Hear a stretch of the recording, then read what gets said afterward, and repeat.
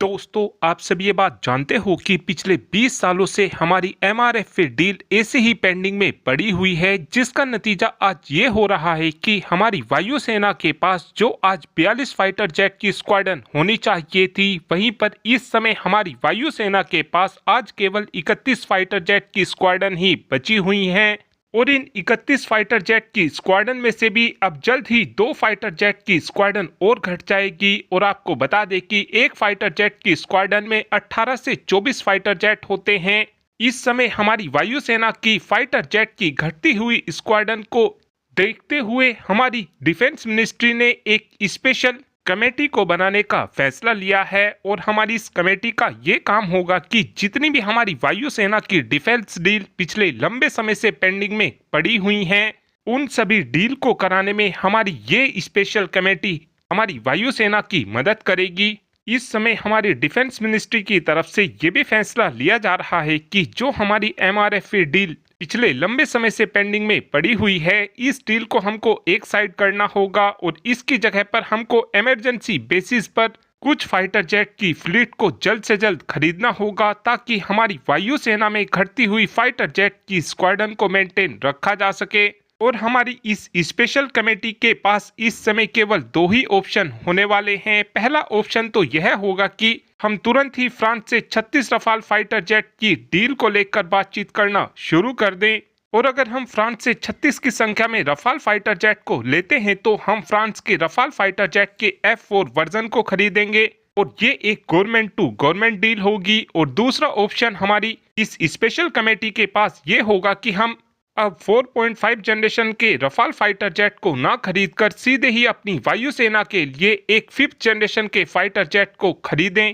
पहले भारत की तरफ से ये विचार किया जा रहा था कि हम किसी और देश से 5th जनरेशन के फाइटर जेट को नहीं लेंगे, लेकिन जब से हमारी पार्लियामेंट्री स्टैंडिंग कमेटी की तरफ से बोला गया है कि अब हमको 4.5 जनरेशन के फाइटर जेट को ना लेकर सीधे ही 5th जनरेशन के फाइटर जेट को लेना चाहिए। और जब से पाकिस्तान ने चाइना के साथ 40 J-35A फाइटर जेट को खरीदने का फैसला लिया है, और अब इसी बात को देखते हुए 5th जनरेशन के फाइटर जेट की खरीद को लेकर विचार किया जाएगा। इस समय 5th जनरेशन के फाइटर जेट के ऑप्शन भी हमारे पास केवल 2 ही होने वाले हैं। पहला ऑप्शन तो हमारे पास F-35 होगा और दूसरा ऑप्शन हमारे पास रशिया का Su-57 फाइटर जेट होगा।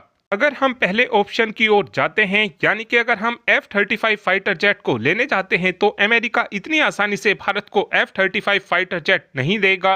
लेकिन जिस समय डोनाल्ड ट्रंप अमेरिका के राष्ट्रपति पद की शपथ ले लेंगे, उसके बाद हमको F-35 फाइटर जेट की डील होते हुए देखने को मिल सकती है, क्योंकि डोनाल्ड ट्रंप के कार्यकाल में ही पहले भी हम 3 दुनिया के नंबर 1 हेलीकॉप्टर को ले चुके हैं। पहले जब अमेरिका के राष्ट्रपति डोनाल्ड ट्रंप थे, उस समय ही हमने अमेरिका के साथ चिनूक हेलीकॉप्टर की डील को साइन किया था, अपाचे हेलीकॉप्टर की डील को साइन किया था और MH-60R रोमियो हेलीकॉप्टर की डील को भी उसी समय ही साइन किया गया था।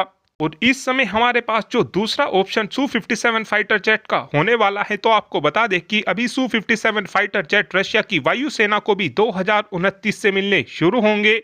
और अगर हम फ्रांस से रफाल फाइटर जेट को भी लेते हैं, तो फ्रांस भी 2030 के बाद ही इन रफाल फाइटर जेट की डिलीवरी हमको करना शुरू करेगा, क्योंकि इस समय फ्रांस के पास 234 रफाल फाइटर जेट के ऑर्डर पेंडिंग में पड़े हुए हैं। इसीलिए 2030 से पहले हमको रफाल फाइटर जेट भी नहीं मिल पाएंगे। और अगले महीने जब भारत के अंदर एरो इंडिया शो होगा, उस समय Su-57 फाइटर जेट और F-35 फाइटर जेट, ये दोनों ही स्टेल्थ फाइटर जेट भारत में आने वाले हैं। और उम्मीद इस बात की जा रही है कि एरो इंडिया शो के दौरान ही इन फाइटर जेट की खरीद को लेकर रशिया और भारत के बीच बातचीत हो सकती है, या फिर अमेरिका और भारत के बीच F-35 फाइटर जेट की खरीद को लेकर बातचीत हो सकती है।